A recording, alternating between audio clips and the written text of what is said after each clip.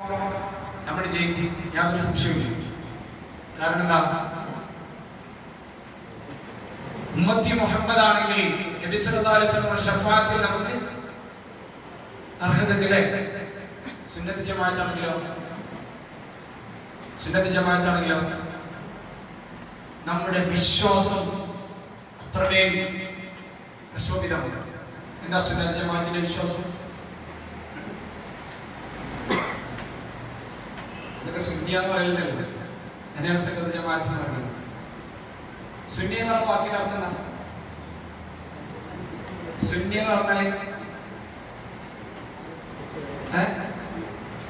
ഏറ്റവും പഴയത് എന്നുള്ള അർത്ഥം. സുന്നി എന്ന് പറഞ്ഞാൽ പഴയത് എന്നുള്ള അർത്ഥം. അപ്പൊ സുന്നത്ത് ജമാഅത്തിന്റെ ആശയാദർശങ്ങളിൽ 1400 വർഷങ്ങൾക്ക് മുമ്പ് പ്രവാചകൻ സല്ലല്ലാഹു അലൈഹി വസല്ലം തങ്ങൾ ജീവിച്ചു കാണിച്ചു വന്നതാണ്. അല്ലേ? ഈ പറയപ്പെടുന്ന വഹാബിസം എന്നുണ്ടായതാണ്? ഇത് ഏതാണ്ട് 2022 21ാം നൂറ്റാണ്ടെന്ന് പറയാം. അല്ലേ? ഇതിന്റെ 2 നൂറ്റാണ്ട് മുമ്പ് മാത്രം ഉണ്ടായതാണ്. മുഹമ്മദ് അബ്ദുൽ വഹാബിനോട് ഉണ്ടായതാണ്. ഇന്ന് നമ്മൾ കാണുന്ന വഹാബിസത്തിന്റെ ഏത് മതഭേദങ്ങളായാലും അതുണ്ടായത് ഒരു 200 വർഷം മുമ്പുള്ളതാണ്. അപ്പൊ ഏതാ ഏറ്റവും പഴയത്? അഹ്ലു സുന്നത്തി വൽ ജമാഅത്ത്. അതുകൊണ്ട് തന്നെയാണ് സുന്നികൾ എന്ന് പറയുന്നത്. അല്ലേ? പ്രവാചകർ സല്ലല്ലാഹു അലൈഹി വസല്ലം തങ്ങളുടെ ജീവിതമാണ് സത്യത്തിൽ സുന്നത്ത് ജമാഅത്ത്. ഞാൻ പറഞ്ഞത് മനസ്സിലാവുണ്ടല്ലോ അല്ലേ? നിങ്ങളെ ബുദ്ധി ഇവിടെ തന്നെ ഉണ്ടാവുമെന്ന് വിചാരിക്കുന്നു. നബി സല്ലല്ലാഹു അലൈഹി വസല്ലം ജീവിതത്തിൽ എത്ര ഹജ്ജ് ചെയ്തിട്ടുണ്ട്? ഒരു ഹജ്ജ് ചെയ്തിട്ടുള്ളൂ അല്ലേ? ആ ഹജ്ജ് കഴിഞ്ഞ് പ്രവാചകർ സല്ലല്ലാഹു അലൈഹി വസല്ലം വലിയൊരു പ്രസംഗം നടത്തി. ഒരുപക്ഷെ അത്ര പ്രൗഢഗംഭീരമായ പ്രസംഗം എന്താണ് അന്നേ നടത്തിയിട്ടുണ്ടാവുമെന്ന് ഞാൻ മനസ്സിലാക്കുന്നത്. അന്ന് നബിതങ്ങൾ പറഞ്ഞു, അൽയൗമ അക്മൽതു ലക്കും ദീനക്കും വഅത്മംതു അലൈക്കും നിഅമതി വറളീതു ലക്കും അൽ-ഇസ്ലാമ ദീനാ. ഇന്ന് ദീന പൂർത്തീകരിക്കപ്പെട്ടു എന്ന് പറഞ്ഞുകൊണ്ട് നടത്തുന്ന പ്രൗഢഗംഭീരമായ പ്രസംഗം. ആ പ്രസംഗത്തിന്റെ അവസാനം പ്രവാചകർ സല്ലല്ലാഹു അലൈഹി വസല്ലം പറഞ്ഞു, ഇവിടെ കൂടിയ നിങ്ങൾ ഏകദേശം 1,20,000 ആളുകളുണ്ട് എന്നുള്ള ചരിത്രത്തിൽ കാണുന്നു. ഈ 1,20,000 ആളുകൾ പരിശുദ്ധമായ ഇസ്ലാമിന്റെ സന്ദേശം ലോകത്തിന്റെ നാനാദിക്കുകളിലേക്ക് എത്തിച്ചു കൊടുക്കണേ എന്ന് പറയുന്നു. എന്നതുകൊണ്ട് ഉദ്ദേശിക്കുന്നത്, നിങ്ങളൊക്കെ പോകുമ്പോൾ ഖുർആനിന്റെ 1,20,000 കോപ്പി ഇവിടെ പ്രിന്റ് ചെയ്ത് വെച്ചിട്ടുണ്ട്, പോകുമ്പോൾ എല്ലാവരും കൊണ്ടുപോകണമെന്നാണോ? ആണോ? അല്ല. ഇന്ന് കാണുന്ന പോലെ 30 ഖുർആൻ എന്നില്ല. ഉണ്ടോ? നമ്മുടെ 114 സൂറത്തുകൾ അന്നില്ല. ഉണ്ടോ? ഇല്ല. പിന്നെന്താന്നുള്ളത്? പ്രവാചകർ സല്ലല്ലാഹു അലൈഹി വസല്ലം തങ്ങളുടെയും സ്വഹാബത്തെ കിറാമിന്റെയും ജീവിതമാണ് ഞങ്ങളെ ലോകത്തിന്റെ ദിക്കുകളിലേക്ക് എത്തിച്ചു കൊടുക്കുന്നത്. ഇന്ന് പത്രം വായിച്ച ആൾക്കാരുണ്ട്.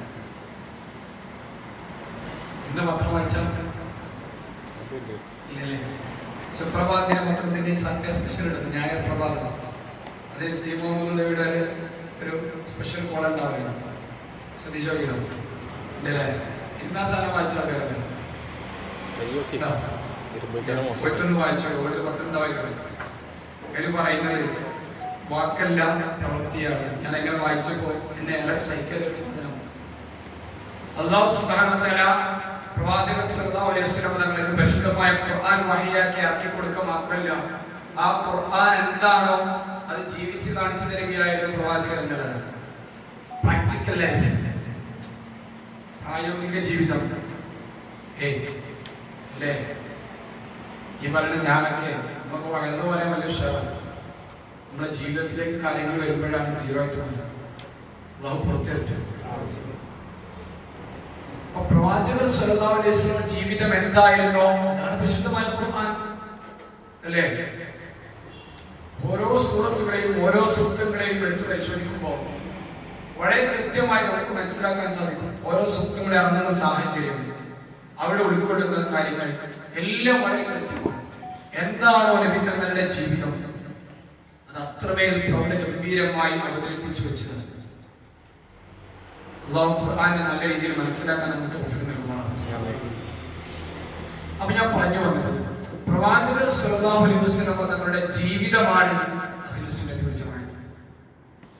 ഇന്ന് പല ആളുകളും പല വിഷയങ്ങൾക്കും തെളിവ് ചോദിക്കുന്നത് ഖുർആനിലുണ്ടോ അത് ഹദീസിലുണ്ടോ എന്നുള്ളതാണ്. അല്ലേ?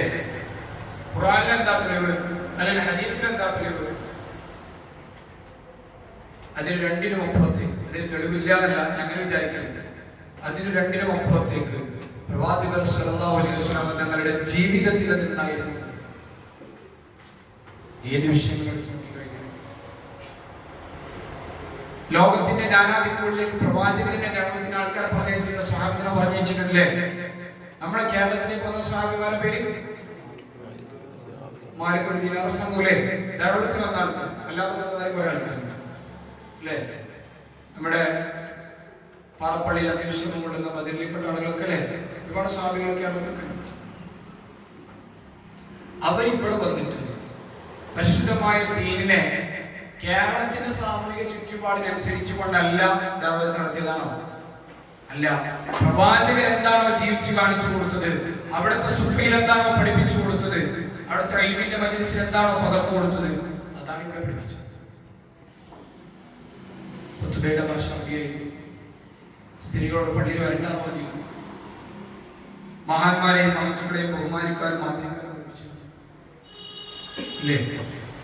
അപ്പൊ അതാണ് സുന്നത്ത് ജമാഅത്ത് എന്ന് പറയുന്നത്. അത് നമ്മൾ ആദ്യം മനസ്സിലാക്കണം. അപ്പൊ പ്രവാചകർ സല്ലല്ലാഹു അലൈഹി വസല്ലം തങ്ങളുടെ മഹിതമായ ആ ജീവിത ആദർശങ്ങളെ, ജീവിത വഴിത്താരകളെ അതിനെ ജീവിതത്തിൽ കൊണ്ടു നടക്കുന്ന ആളുകളാണ് സുന്നികൾ. നമ്മൾ നിസ്കരിക്കുന്നു, തറാവീഹ് നിസ്കരിക്കുന്നു, ഖുർആൻ പാരായണം ചെയ്യുന്നു, സ്വലാത്ത് ചൊല്ലുന്നു, മഹാന്മാരുടെ മസാല പോയി നമ്മൾ സിയാറത്ത് ചെയ്യുന്നു, അവരുടെ കീർത്തനങ്ങൾ പാടുന്നു, പാരായണം ചെയ്യുന്നു, അതിനൊക്കെ കൊണ്ടു നടക്കുന്നു. അപ്പൊ നമ്മൾ പ്രവാചകർ സല്ലല്ലാഹു അലൈഹി വസല്ലം തങ്ങളുടെ സുന്നത്തുകളെ ഹയാത്താക്കുന്ന ആളുകളാണ്. അവിടുന്ന് എന്താണോ കൽപ്പിച്ചത് അത് ചെയ്യുന്നതാണ്, അവിടുന്ന് എന്താണോ പ്രവർത്തിച്ചത് അത് പ്രവർത്തിക്കുന്നവരാണ്. അള്ളാഹു ജീവിതകാലം മുഴുവൻ അഹ്ലുസുന്നത്തി വൽ ജമാഅത്തിനെ വലിയ ആദർശത്തോടു കൂടി ജീവിതത്തിൽ കൊണ്ടു നടക്കാൻ നമുക്ക് തൗഫീഖ് നൽകുമാറാവട്ടെ. ഈ സുന്നത്ത് ജമാഅത്ത് ഞാൻ പറഞ്ഞല്ലോ ഏകദേശം 100 സംസ്ഥകളുടെ പ്രവർത്തനം. 1921 ഇവിടെ ബ്രിട്ടീഷുകാർക്ക് ഭരിച്ചുകൊണ്ടിരിക്കുന്ന കാലമാണ്. 859 മുതൽ 1947 വരെയുള്ള കാലത്ത്. ഞാൻ പറയുന്നത് മനസ്സിലാവുണ്ടല്ലോ അല്ലേ? എല്ലാവരുടെ കാട് കയറി പോണില്ല, ഞാനിങ്ങനെ പരമ്പര പോലെ. 1921 മലബാർ കലാപം നടക്കാൻ നമുക്കറിയാം. നമ്മുടെ നാട്ടിലെ ബന്ധുവായിട്ട് സ്മാരകങ്ങളുണ്ട്. ഇതിന്റെ മറവിലൂടെ കേരളീയ മുസ്ലിങ്ങൾക്കിടയിലേക്ക് വിദഗ്ധ ആശയങ്ങൾ കൊണ്ടുവരാൻ തുടങ്ങി. എന്ന് പറഞ്ഞാൽ മഖ്ദൂം പണ്ഡിതന്മാരും അമ്പ്രന്തങ്ങളും ഉമർഖാദിയും തുടങ്ങിയ മഹോന്നതന്മാരായ ആലിമ്യങ്ങളൊക്കെ ദീന് പഠിപ്പിച്ച കേരളത്തിലേക്ക് ചില പുതിയ ആശയങ്ങൾ, മുസ്ലിം ഐക്യസംഘം എന്ന പേരിലൊക്കെ ഒരു വിഭാഗം ആളുകൾ ഇവിടെ ചില വിദഗ്ധ ആശയങ്ങൾ പകർത്താൻ തുടങ്ങി, അല്ലെങ്കിൽ അവർ പ്രചരിപ്പിക്കാൻ തുടങ്ങി.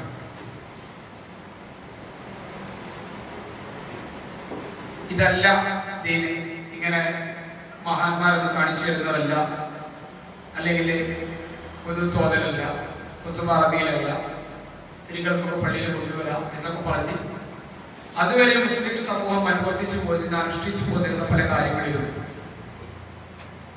അവര് ചില പുതിയ വ്യതിയാനങ്ങൾ കൊണ്ടുവരാൻ തുടങ്ങിയപ്പോൾ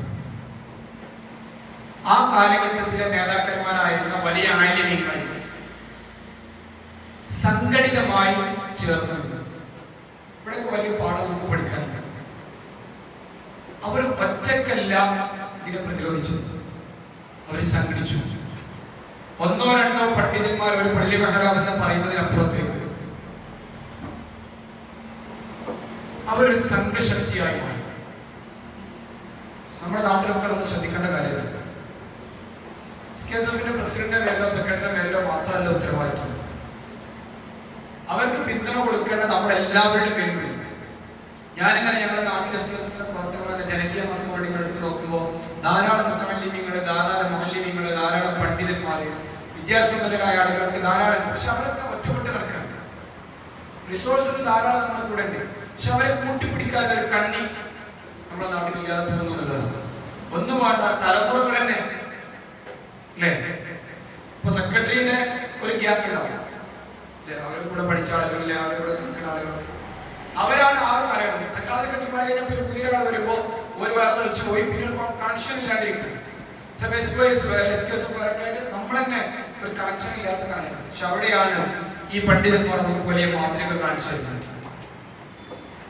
26 വയസ്സുണ്ടായിരുന്ന കണ്ണിയത്ത് ഉസ്താദ് പോലും സമസ്തയുടെ 26ാമത്തെ മുഷാവറാംഗമായിട്ട്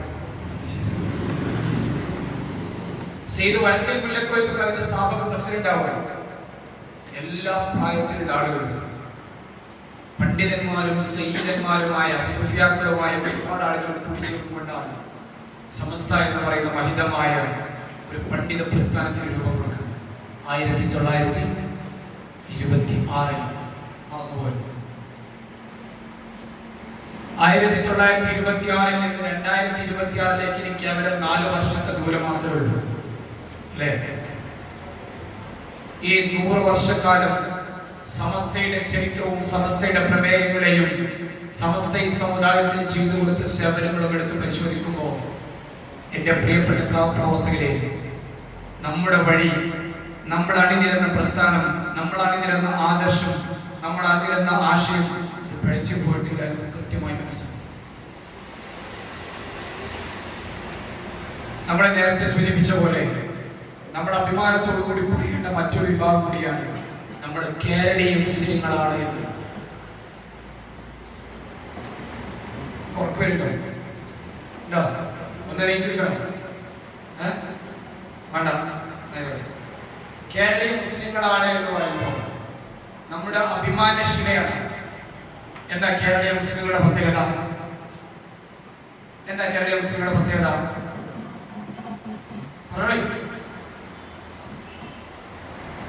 ഇതര മുസ്ലിം സമുദായങ്ങൾക്ക് അല്ലെങ്കിൽ സമൂഹങ്ങൾക്ക്, ഇതര സംസ്ഥാനങ്ങളിലെ, ഇതര രാജ്യങ്ങളിലെ മുസ്ലിങ്ങൾക്ക് ഇല്ലാത്തതും നമുക്കുള്ളതുമായ ഒരേ ഒരു മാറ്റം എന്ന് പറയുന്നത്, ഒരേ ഒരു പ്രത്യേകത എന്ന് പറയുന്നത് നേതൃത്വമാണ്. അജയ്യമായ നേതൃത്വം അല്ലേ? നമ്മളെ ഇങ്ങനെ ഒരുമിപ്പിച്ച് നിർത്തുന്നത് എവിടെയാണ്? നേതൃത്വത്തിനില്ല. അല്ലാഹു നമ്മുടെ നേതാക്കൾക്ക് ആഫിയത്തുള്ള ദീർഘായുസ്സ് പ്രദാനം ചെയ്യുന്നതാണ്. കേരളീയ മുസ്ലിങ്ങളുടെ നേതാക്കൾ 3 രീതിയിലാണ്. ഏതൊക്കെയാ? 1 സയ്യിദന്മാർ, 2 ആലിമീങ്ങൾ, 3 സൂഫിയാക്കൾ അല്ലേ? ആരാ സയ്യിദന്മാർ? പ്രവാചകൻ സല്ലല്ലാഹു അലൈഹി വസല്ലം തങ്ങളുടെ കുടുംബ പരമ്പരയിലൂടെ അഹ്ലുൽ ബൈത്ത് എന്ന് നമ്മൾ പറയും. ആരാ ആലിമീങ്ങൾ? പണ്ഡിതന്മാരാണ്. ബുദ്ധി കൊണ്ട് പരിശുദ്ധമായ ഇസ്ലാമിന്റെ വിജ്ഞാന ശാഖയെ ഗഹനമായി പഠിക്കുകയും അതിന് തീർപ്പ് കൽപ്പിക്കാൻ സാധിക്കുകയും ചെയ്യുന്ന മഹാരഥന്മാരായ ആരാ സൂഫിയാക്കൾ? ആരാ സൂഫിയാക്കൾ? ദുന്യവിയായ ഒരു ചിന്തയുമില്ലാതെ സർവ്വതും അല്ലാഹുവിലേക്ക് ത്യജിച്ച് ഏകനായ അല്ലാഹുവിനെ മാത്രം ധ്യാനിച്ചുകൊണ്ട് ഏകാന്ത ജീവിതം നയിച്ച ആളുകൾ സൂഫിയാക്കൾ അല്ലേ?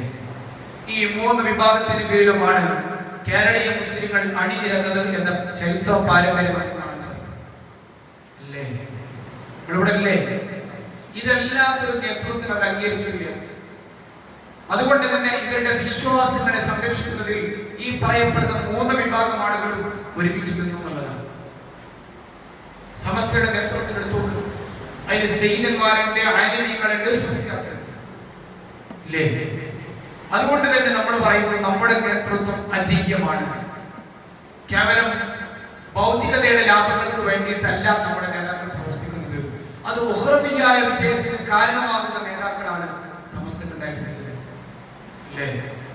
നേരത്തെ പറഞ്ഞ CH ഉസ്താദിന്റെ ചരിത്രം കേട്ടോ? ബൈക്കിൽ യാത്ര ചെയ്യുമ്പോൾ സുന്നത്ത് നിസ്കരിക്കണം. ഇവിടെ ഉണ്ടോ? ബൈക്കിൽ യാത്ര ചെയ്യുമ്പോൾ സുന്നത്ത് നിസ്കരിക്കരുന്നു. എത്രയായിട്ട് പോണേ? അല്ലാഹുവിന്റെ ദർജ ഉയർത്തുമാറാം. ശൈഖുന ശംസുൽ ഉലമ ഇന്നീ പരിപാടി സംഘടിപ്പിക്കാൻ വേണ്ടി വലിയ പണി നമ്മൾ എടുത്തിട്ടില്ല കേട്ടോ. ഇല്ല, ഞാൻ സംഘാടകരെ ചെറുതാക്കലുണ്ട്. വലിയ പണി എടുത്തിട്ടില്ല എന്ന് പറയാൻ കാരണം നമ്മൾ ഇതിനു വേണ്ടി പ്രത്യേക ഒരു സ്റ്റേജ് ഉണ്ടാക്കിയിട്ടില്ല. ഇതിനുവേണ്ടി നമ്മൾ ചെയർ കൊണ്ട് ഒരു സദസ് ഉണ്ടാക്കിയിട്ടില്ല. ഉണ്ടോ? മൈക്ക് ശബ്ദ സംവിധാനങ്ങളൊക്കെ മദ്രസകൾ തന്നെയാണ് വിചാരിക്കുന്നത്. പക്ഷെ പഴയ കാലത്ത് അങ്ങനെയല്ല. ഇതിന് നമ്മൾ ആൾക്കാരെ ക്ഷണിക്കാൻ വേണ്ടി ഓരോരുത്തരും നേരിട്ട് പോയി ക്ഷണിച്ചിട്ടില്ല. ഇല്ല, നമ്മൾ വാട്സാപ്പിൽ ഒരു ടെസ്റ്റ് ഉണ്ടാക്കി, ഒരു പോസ്റ്റർ ഉണ്ടാക്കി, നമ്മുടെ ഗ്രൂപ്പിലും ബ്രോഡ്കാസ്റ്റും നമ്മൾ അയച്ചു. ചിലപ്പോൾ ചില ആളുകൾ പള്ളിയിൽ നിന്ന് കണ്ടപ്പോൾ ക്ഷണിച്ചു. അല്ലേ, 960-70 കാലഘട്ടത്തിൽ ഇതോ ഇത്യാദി സൗകര്യങ്ങളൊന്നുമില്ല. ഒരു നാട്ടിൽ സമസ്തയുടെ ഒരു പരിപാടി ഉണ്ട് എന്ന് പറയുമ്പോൾ സുബീനസ്കാരം കഴിഞ്ഞ് രാവിലത്തെ പ്രാർത്ഥന ചിലപ്പോൾ കഴിച്ചാൽ കഴിച്ചു എന്നിട്ട് അവർക്ക് പോവാണ്. അവിടെ പോയിട്ട് ആദ്യം സ്റ്റേജ് കെട്ടി സദസ്സൊരുക്കാൻ ആവശ്യമായ കാര്യങ്ങളൊക്കെ ചെയ്തു വെച്ചു. അത് കഴിഞ്ഞ് അസുരസ്കാരത്തിന് ശേഷം അങ്ങാടിയിൽ ആൾക്കാരൊക്കെ പണിക്ക് കഴിഞ്ഞ് വരുന്ന സമയമാണ്. ആ അസുരസ്കാരത്തിന് ശേഷം ആൾക്കാർ പോയി ക്ഷണിക്കാൻ അങ്ങാടിയിൽ ഇങ്ങനെ പരിപാടി ഉണ്ട്, നിങ്ങളൊക്കെ വരണം എന്ന് അസുരസ്കാരത്തിന് ശേഷം ആൾക്കാരെ ക്ഷണിക്കാം. അത് കഴിഞ്ഞ് മഹരിബസ്കാരത്തിന് ശേഷം ആ വേദിയിൽ കാര്യങ്ങൾ പ്രസംഗിക്കാം.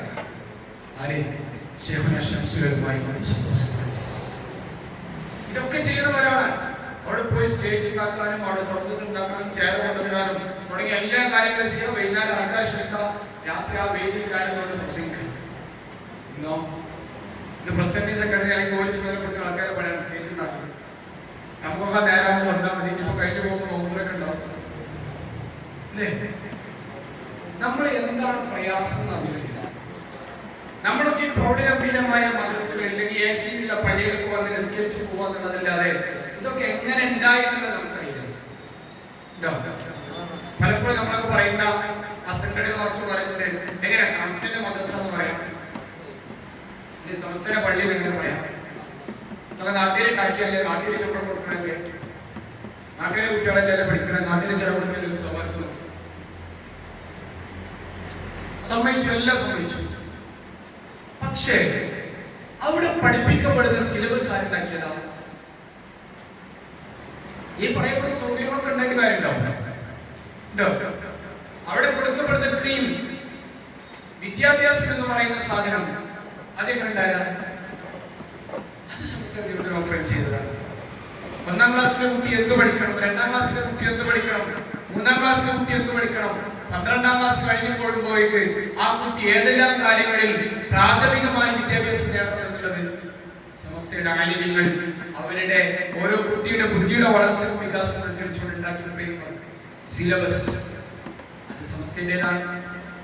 അവിടെ പരീക്ഷ നടത്തണം, അതിന് മോണിറ്ററിംഗിന് ആൾക്കാരെ പറഞ്ഞേക്കണം, മുഫത്തീഷുമാരെ പറഞ്ഞേക്കണം. ഇതൊക്കെ ചെയ്യുന്നതാരാ? സമസ്തയാണ്. ഓരോ മദ്രസയിലും ചോദിക്കുമ്പോൾ 6 മദ്രസക്കാരുണ്ടാക്കണേ എങ്ങനെ ഉണ്ടാവും? നിങ്ങൾ പറയുന്നുണ്ടാവും എടുക്കോ? ഇല്ല. എല്ലാവരെയും ഒരേപോലെ പഠിപ്പിക്കണമെങ്കിൽ അതിന് കൃത്യമായൊരു സിലബസ് വേണം. അതാണ് സമസ്ത ഉണ്ടാക്കുന്ന സിലബസ്. അല്ലാഹു നമ്മുടെ നേതാക്കളെ കാഫിറുകളുടെ ദീർഘായുസ്സ് പ്രദാനം ചെയ്യുന്നു. ഇപ്പോ പ്രധാനമായിട്ടും 3 തരത്തിലേക്ക് നമ്മുടെ ഭൗതിക വിദ്യാഭ്യാസ രംഗത്തേക്ക്. ഒന്ന് അൽബിർ, കൂടില്ലേ സമസ്തയുടെ വിദ്യാഭ്യാസ ബോർഡിന്റെ പുതിയ കാല പ്രവർത്തനങ്ങൾ നമ്മുടെ എല്ലാ കാലത്തും ആവശ്യമായ അപ്ഡേഷൻസ് വരുത്തിയിട്ടുണ്ടെന്നുള്ളതാണ്. അൽബിർ പ്രീ പ്രൈമറി വിദ്യാഭ്യാസം, അതുപോലെ asked me association of Samastha minorities നമ്മുടെ 1ാം ക്ലാസ് മുതൽ 10ാം ക്ലാസ് വരെയുള്ള നമ്മുടെ സമസ്തയിൽ അഫിലിയേറ്റ് ചെയ്യപ്പെട്ട ഇംഗ്ലീഷ് മീഡിയം സ്കൂളുകളിൽ പഠിപ്പിക്കുന്ന സിലബസ്.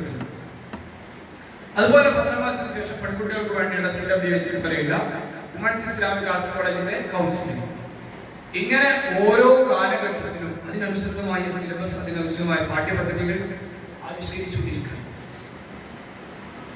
അപ്പൊ സമസ്ത എന്ന് പറയുന്നത് കേവലം ഭൗതികമായ ഒരാളെക്കുന്ന പരിപാടിയില്ല, അല്ലെങ്കിൽ ഇന്ന് നടക്കുന്നത് മാത്രമല്ല, ആത്മീയമായ വിദ്യാഭ്യാസപരമായ സാമൂഹികമായ സാംസ്കാരികമായ ഉന്നമനത്തിന് വേണ്ടിയിട്ടുള്ള ഒരു സംഘശക്തിയാണ്. ഇതിന്റെ ഏറ്റവും പ്രധാനപ്പെട്ട ലക്ഷ്യങ്ങളിൽ പറയുന്നത് ഒന്നാമത് പ്രതിരോധമാണ്. എന്തിനുള്ള പ്രതിരോധം? വഹാബിസത്തിൽ നിന്ന്, പുത്തനാശയക്കാരെന്നുള്ള പ്രതിരോധം. അതുപോലെ തന്നെ നമ്മുടെ ഇടക്കൊക്കെ പറയാനുള്ള വ്യാജ ത്വരീക്കത്തുകളിൽ നിന്ന് ഈ സമൂഹത്തെ വിശ്വാസികളെ സംരക്ഷിക്കുന്നുണ്ട്. ഇതൊക്കെ സമസ്ത ചെയ്യുന്ന വലിയ പ്രതിരോധ പ്രവർത്തനങ്ങളാണ്. ഈ 96 വർഷക്കാലത്തെ സമസ്തയുടെ ചരിത്രങ്ങളെയും പ്രമേയങ്ങളെയും സമ്മേളനങ്ങളെയും എടുത്തു നോക്കുമ്പോൾ വളരെ കൃത്യമായി നമുക്ക് മനസ്സിലാക്കാൻ സാധിക്കും. ഓരോ കാലഘട്ടത്തിലും സമസ്ത പറയുന്നുണ്ട്, നിങ്ങൾ അതിനോട് കൂട്ടുകൂടരുത്, അതിനോട് സാഹസിക്കരുത്, അത് വിദ്യാർത്ഥാണ് എന്നൊക്കെ പറയുന്നത്. ജമാഅത്തെ ഇസ്ലാമിന്റെ വ്യാജ തരീഖത്തുകളുണ്ട്. വ്യാജ തരീഖത്ത് എന്ന് പറയുമ്പോൾ ആലുവത്തിലെ നമ്മുടെ നാട്ടിലുള്ള കുറെ ആലുവ തരീഖത്ത് പറയുന്ന കുറെ സാധനങ്ങൾ, അതിനൊക്കെ സമസ്ത എക്കാലത്തും പഠിച്ചുകൊണ്ട് അത് കേടാണ് എന്ന് പറഞ്ഞത്. വെറുതെ പറയുന്നത് പഠിച്ചു, കൃത്യമായി പഠിച്ചിട്ട് അതിന്റെ ലൂപ്പ് ഹോൾസ് ഇന്നതാണ്, അതുകൊണ്ട് നിങ്ങൾ അതിലേക്ക് പോകരുത് എന്ന് സമുദായത്തെ പറഞ്ഞു. ഇങ്ങനെ എന്താണോ കാലം ആവശ്യപ്പെടുന്നത് അത് വളരെ കൃത്യമായി നൽകാൻ സമസ്ത ജമിഅത്തുലമയുടെ കാലാകാലങ്ങളായി കടന്നു വന്ന സകലമായ നേതാക്കൾക്ക് സാധിച്ചിട്ടുണ്ട്. അല്ലാഹു മരണപ്പെട്ടു പോയ നമ്മുടെ നേതാക്കൾക്ക് മഗ്ഫിറത്തും റഹ്മത്തും പ്രദാനം ചെയ്തിരിക്കുകയും നേരത്തെ ഉസ്താദ് സൂചിപ്പിച്ച പോലെ നമ്മുടെ നേതാക്കൾ യുഗപുരുഷന്മാരെ. ഓരോ നേതാക്കളുടെയും ചരിത്രങ്ങൾ നമ്മൾ എടുത്ത് പരിശോധിക്കുമ്പോൾ വളരെ കൃത്യമായി അവർ ചെലവഴിച്ച സമയവും അവർ ചെലവഴിച്ച ആരോഗ്യവും അവർ ചെലവഴിച്ച സമ്പത്തും എല്ലാം പരിശുദ്ധമായ ഇതിനു വേണ്ടിയായിരുന്നു എന്ന് പറയാൻ സാധിക്കും. എല്ലാവരും കഴിക്കുന്നു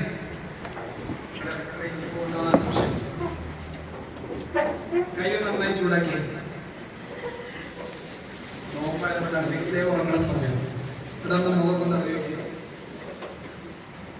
വാമാവെന്ന് പറയല്ലേ, നമ്മുടെ എട്ടാമത്തെ ഘട്ടത്തിലേക്ക് കിടക്കുക. 2-3 പ്രാവശ്യം ചെയ്തു.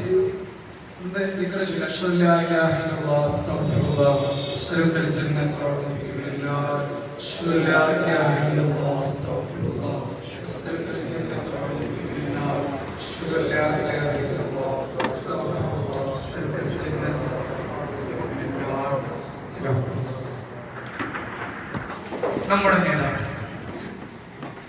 ആരാണ്? നമ്മുടെ നേതാക്കൾ ഏതാനും ചില ആളുകളെ മാത്രം പരിചയപ്പെടുത്തും.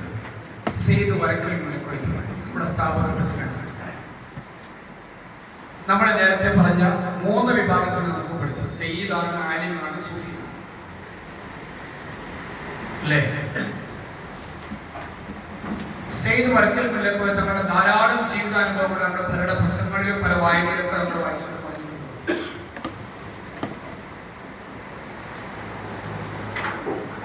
എന്ന് പറഞ്ഞാൽ തങ്ങളിങ്ങനെ പുതിയങ്ങാടിയിൽ നിന്ന് കോഴിക്കോടിലേക്ക് വരികയാണ്, നടന്നു വരികയാണെങ്കിൽ നോക്കി നിൽക്കുന്ന ആളുകൾക്ക് ഇങ്ങനെ അന്തം വിട്ട് നോക്കി നിൽക്കുമായിരുന്നു. അത്രമേൽ ആചാരബോധ മനുഷ്യനായിരുന്നു എന്ന് പറയുന്നത്.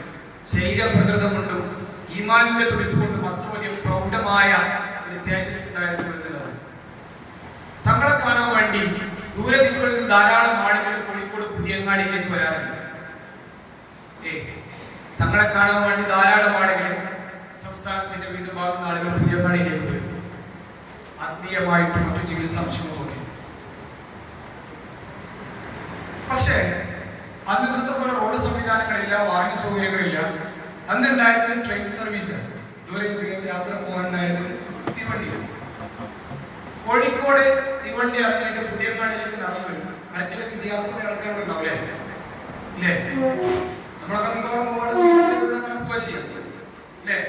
എന്നാലും പുതിയങ്ങാടിയിലേക്ക് തൊട്ടപ്പുറത്തിലൂടെ വരാനുള്ളത് റോഡ് മാർഗത്തിലൂടെ വരാനുള്ള വഴി.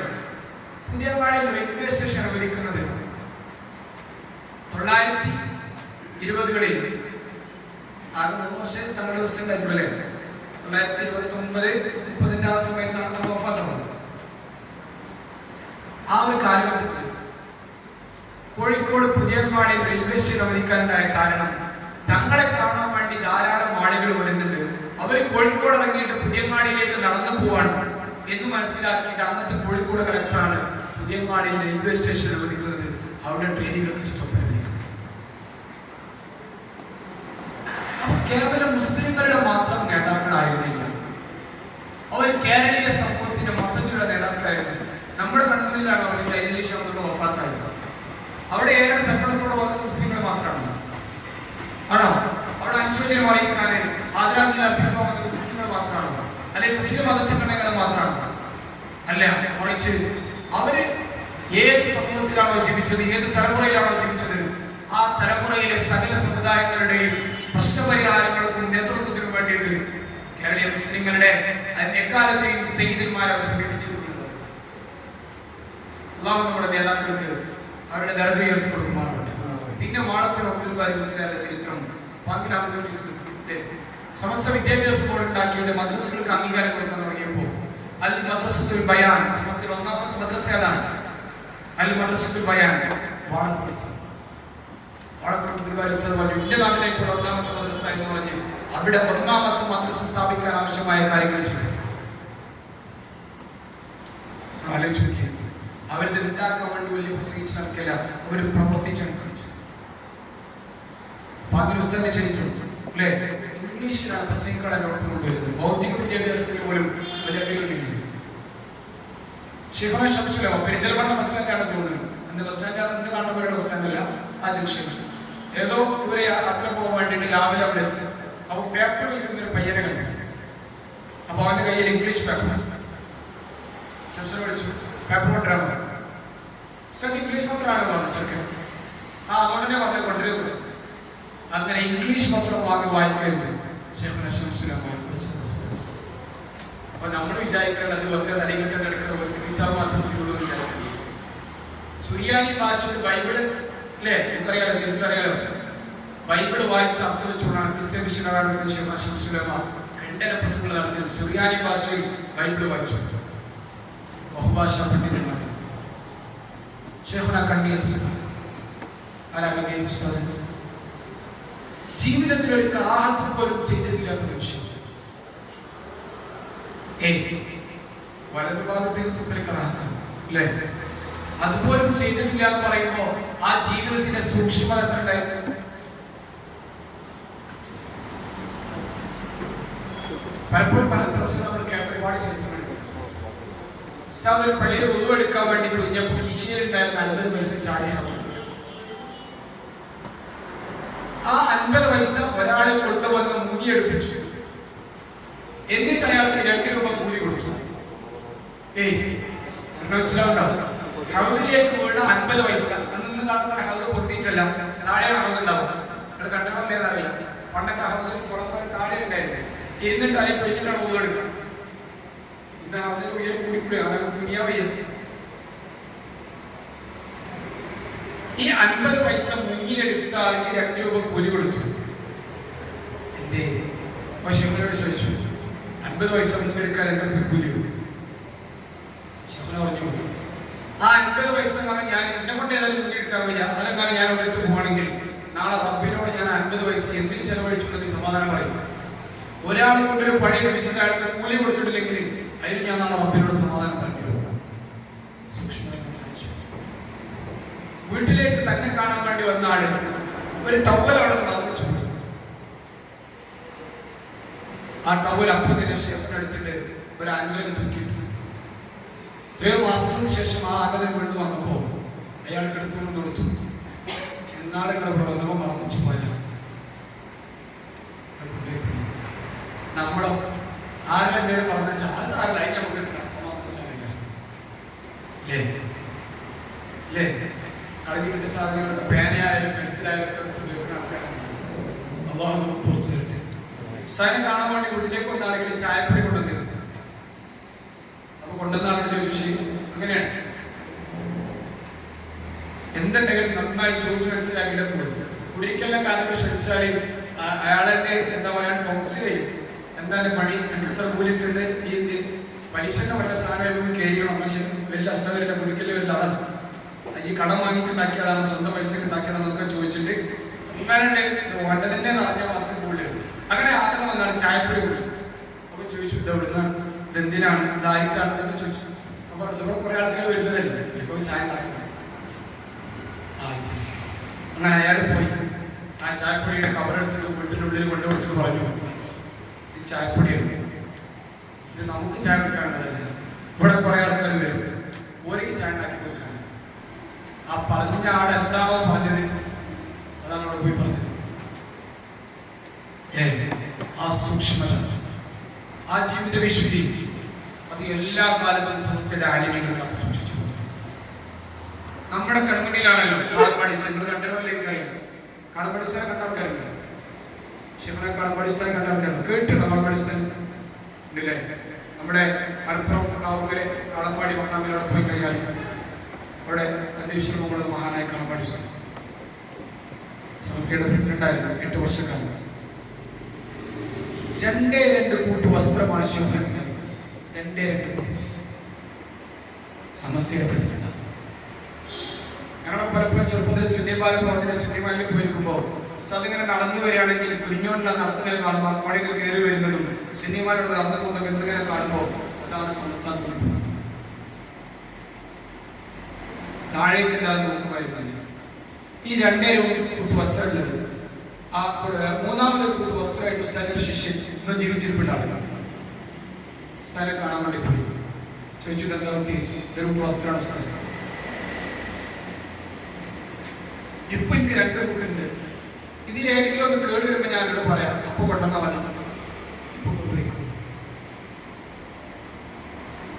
2 കൂട്ടുവസ്ത്രത്തിനപ്പുറത്തേക്ക് ഒരു കൂട്ടുവസ്ത്രം പോലും വാങ്ങാനോ ഇടാനോ ആഗ്രഹിക്കാതെ KSRTC ബസ്സിൽ ജാമ്യയിലേക്ക് ദർശനക്കാൻ വേണ്ടി പോകുമായിരുന്ന ഷെയ്ഖുന കാലപ്പാടി ഉസ്താദ് കാറ് വീട്ടിൽ കൊണ്ടേ വിളിച്ചു. ചാവി കൊണ്ട് ചാവി കുട്ടീൻ്റെ വീട്ടിൽ വരാൻ വഴിയില്ല, കൊണ്ടേക്കും. കാറ് വേണ്ട. ധാരാളം അനുഭവം പുസ്തകവുമായി ബന്ധപ്പെട്ടുകൊണ്ട് പറയാൻ സാധിക്കും.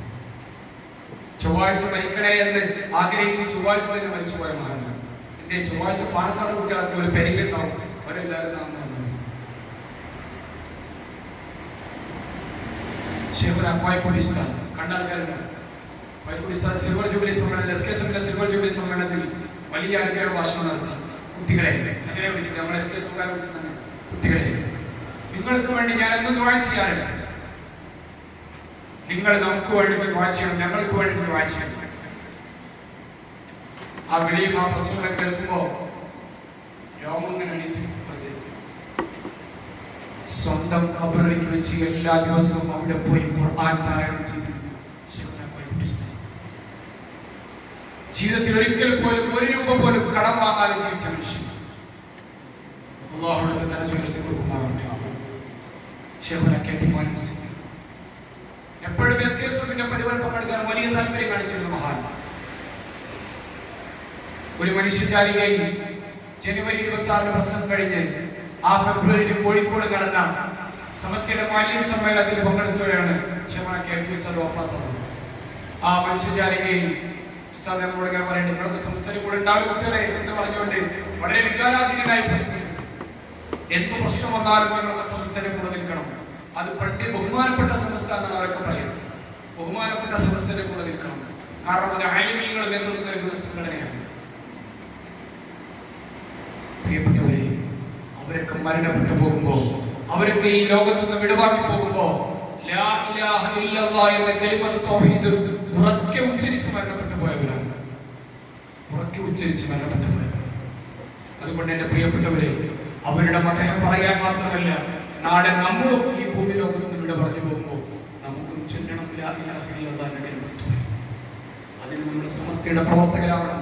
നമ്മുടെ സുന്നത്ത് ജമാഅത്തിന്റെ ആശയങ്ങൾ കൊണ്ട് നടക്കുന്നവരാവണം. നമ്മുടെ ജീവിതത്തിലേക്ക് ചില വിശുദ്ധികൾ ഉണ്ട്. അല്ലാഹു തൗഫീഖ് ചെയ്യുമാറാകട്ടെ. ഏത് വിശുദ്ധി? എന്താണ് ജീവിതത്തിലെ വിശുദ്ധി എന്ന് പറയുന്നത്? നമ്മുടെ സത്യം മാത്രമേ പറയാൻ പാടുള്ളൂ. നമ്മൾ നിസ്കരിക്കണം.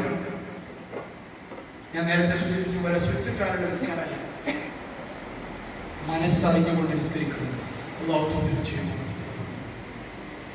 ആലോചിക്കും, ഈ റമദാൻ മാസം നമ്മുടെ സമുദായത്തിൽപ്പെട്ട എത്ര ചെറുപ്പക്കാരാണ് എവിടെയെങ്കിലും ചോറ് വിട്ടുവന്നാലും കഴിഞ്ഞ് നടക്കില്ലേ? നമ്മുടെ കൂട്ടുകെട്ടിലുള്ള ആളുകളില്ല, നമ്മുടെ വാട്സപ്പ് ഗ്രൂപ്പിൽ അംഗമായ ആളുകളില്ല, അല്ലേ? പള്ളിയിൽ തറാവീഹ് നടക്കുമ്പോ, ഇതര ജമാഅത്തുകൾ നടക്കുമ്പോ അങ്ങാടിയിലൂടെ വെറുതെ ബൈക്കിൽ അങ്ങോട്ടും ഇങ്ങോട്ടും ചെണ്ട് കളിച്ച് നടക്കുന്ന ആൾക്കാരില്ല. അവരെയൊക്കെ ദീനിലേക്ക് കൊണ്ടുവരാൻ നമ്മുടെ പരിശ്രമിക്കണം. ഇതിന് നമ്മുടെ മാതൃകയാണ്. പള്ളിയിൽ ജമാഅത്ത് നടക്കുമ്പോൾ നമ്മൾ അവിടെ ഉണ്ടാവും. പള്ളിയിൽ എന്ത് പ്രവർത്തനങ്ങൾ നടക്കുകയാണെങ്കിലും അവിടെ SKSMന്റെ പ്രവർത്തനങ്ങളുണ്ടാവും.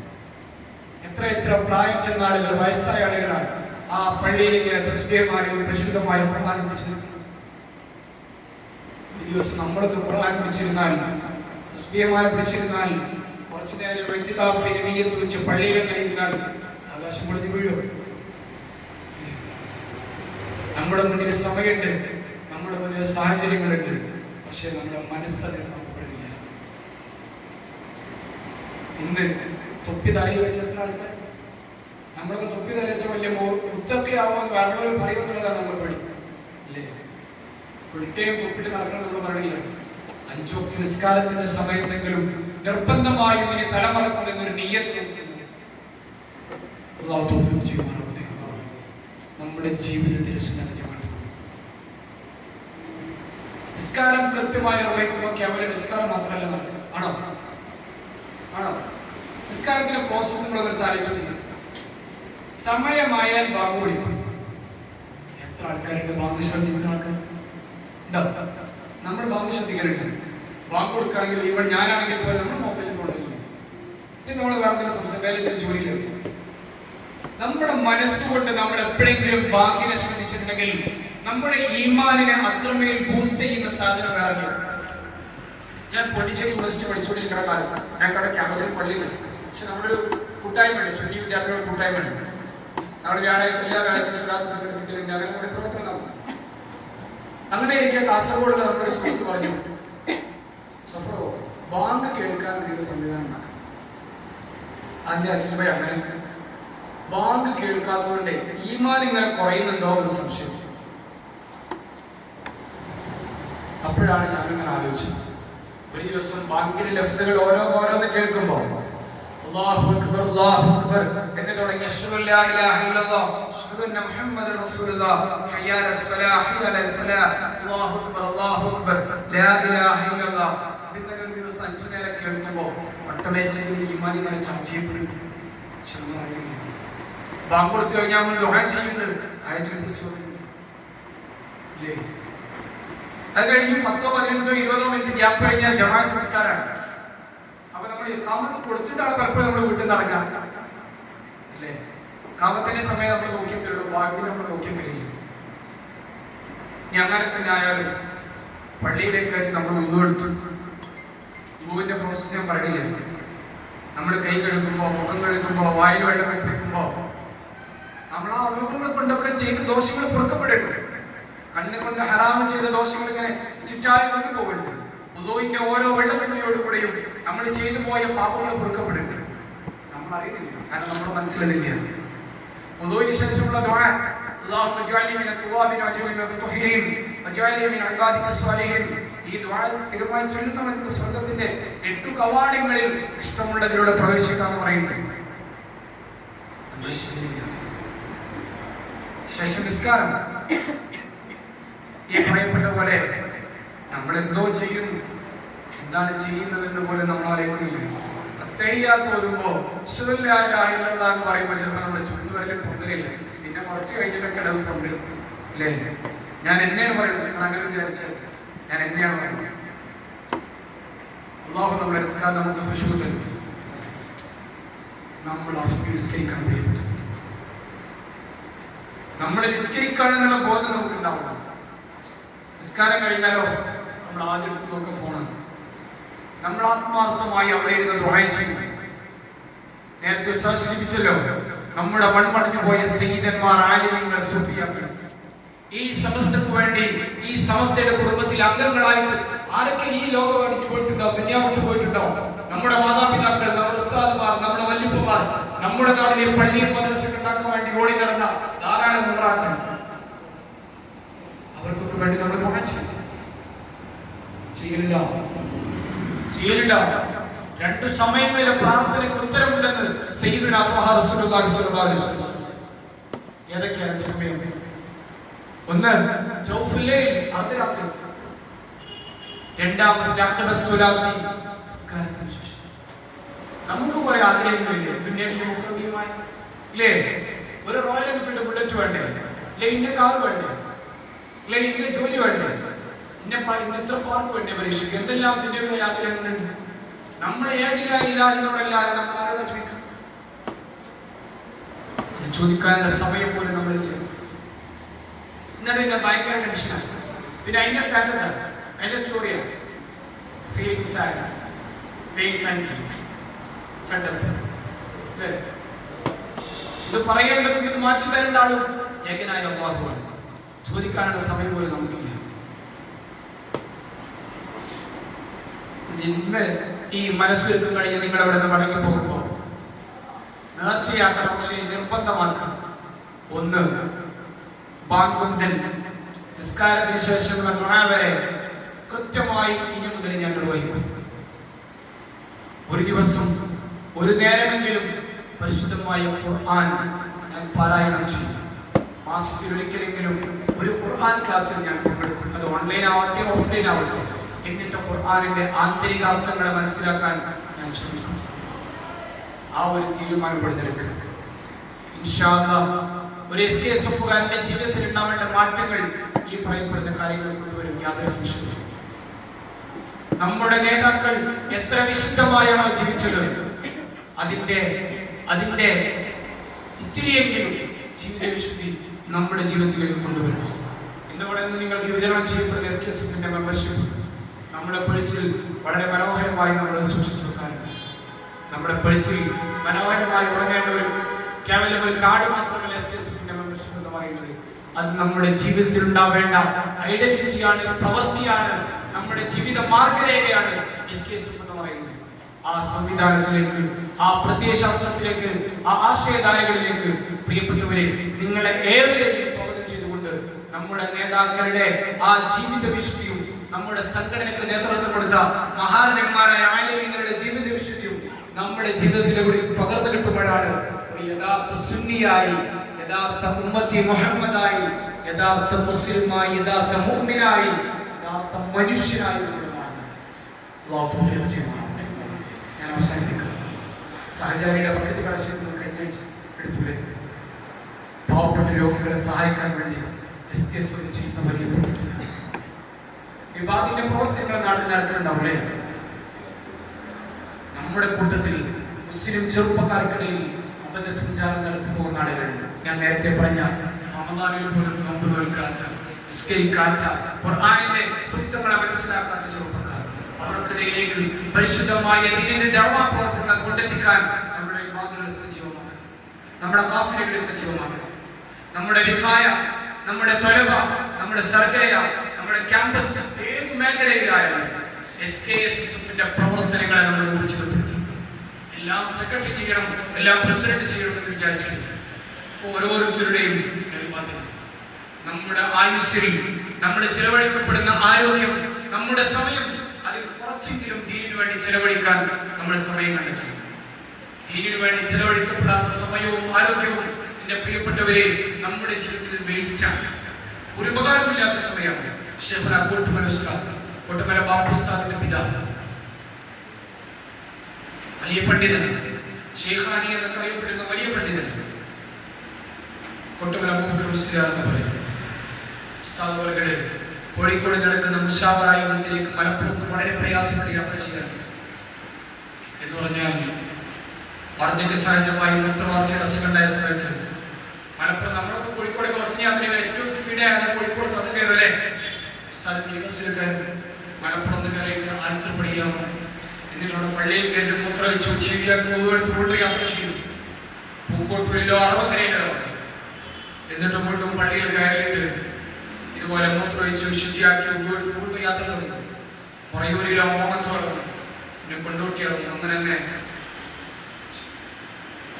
അങ്ങനെ വളരെ പ്രയാസപ്പെട്ടുകൊണ്ട് മുശാവറ യോഗത്തിൽ ചെയ്തിരുന്നു. അവരെ ആരോഗ്യത്തെ വകവെച്ചില്ല, അവരുടെ സമയത്തെ വകവെച്ചില്ല, അവരുടെ സമ്പത്തിനെ വകവെച്ചില്ല, എല്ലാം പരിശുദ്ധമായ ദീനിനു വേണ്ടി അവർ ചെലവഴിച്ചു. ഇങ്ങനെ നമ്മുടെ മുൻകാലത്ത് കഴിഞ്ഞു പോയ ധാരാളം നേതാക്കൾ പരിശുദ്ധമായ സമസ്തക്കും സുന്നത്ത് ജമാഅത്തിനു വേണ്ടി അവർ ചിലവഴിച്ച അവരുടെ ആരോഗ്യവും അവരുടെ ആയുസ്സും അവരുടെ സമ്പത്തും സമയവും എല്ലാം ഇതിനു വേണ്ടി ചിലവഴിച്ചു. അതുകൊണ്ട് എന്റെ പ്രിയപ്പെട്ടവരെ, അല്ലാഹു സുബ്ഹാനഹു വ തആല നമുക്ക് നൽകിയ ആരോഗ്യം, നമുക്ക് നൽകിയ ആയുസ്, നമുക്ക് നൽകിയ സമയങ്ങൾ അല്പമെങ്കിലും ദീനിനു വേണ്ടി ചിലവഴിക്കാൻ നമ്മൾ സമയം കണ്ടെത്തണമെന്ന് മാത്രം അഭ്യർത്ഥിച്ചുകൊണ്ട് ഇൻഷാ അല്ലാഹ് എസ്കെഎസ്എഫ് എന്ന് പറയുന്ന ഈ പഞ്ചാക്ഷരി, ഈ സംഘശക്തി, ഈ സംഘബോധം നമ്മുടെ ജീവിതത്തിന്റെ